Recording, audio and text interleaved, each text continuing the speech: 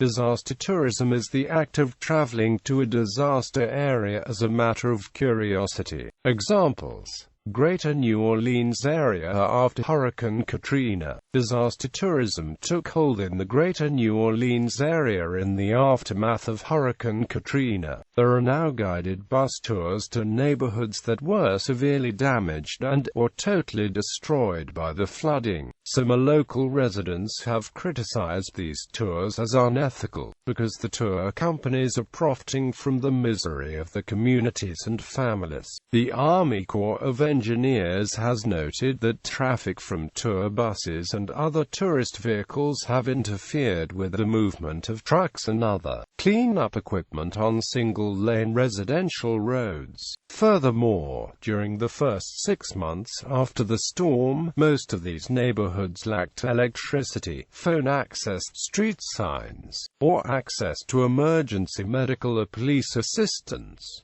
Simply traveling to these neighborhoods was hazardous. Some residents of the lower 9th Ward and St. Bernard parishes were less than welcoming to tour buses in the neighborhoods and sometimes outright hostile. Communities such as Gentilly and Lakeview along the 17th Street Canal have welcomed organized tour groups as a means to publicize the scale of the destruction and attract more aid to the city. Much of the recovery effort in the New Orleans relies on out-of-state volunteers and donations. Numerous non-profit organizations, including Habitat for Humanity International and Catholic Charities, have converged on the city to gut and rebuild homes. There is also a movement by local residents to bring congressmen and other national leaders to the city and view the damage in person. Since recovery efforts have been hampered by the failure of many homeowners and businesses to receive claims from their insurance providers. The anthropological roots of disaster tourism. The term disaster tourism is used for leisure travels to zones whipped by natural disasters or traumatic events known as traumascapes.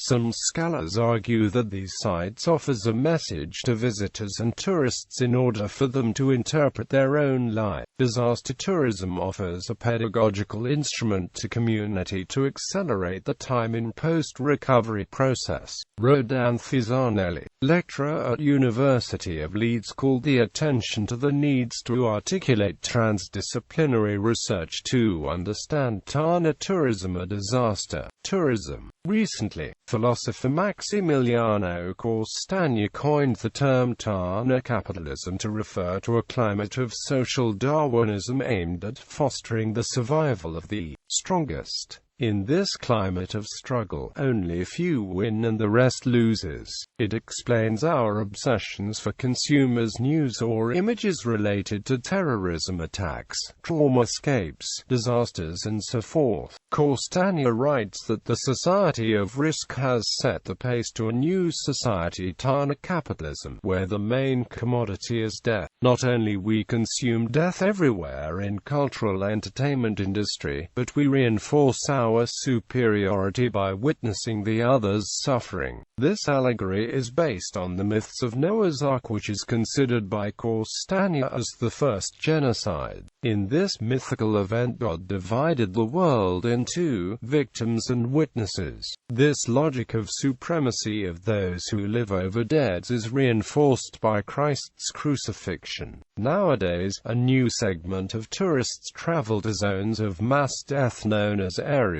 of dark Tana tourism. Since in secularized societies death is a sign of weakness, consuming the other's death alludes to hopes for visitors to be entraced towards the Hall of Chosen Peoples. 2010 eruption of Eyjafjallajökull. Eyjafjallajökull in Iceland began erupting on the 20th of March 2010.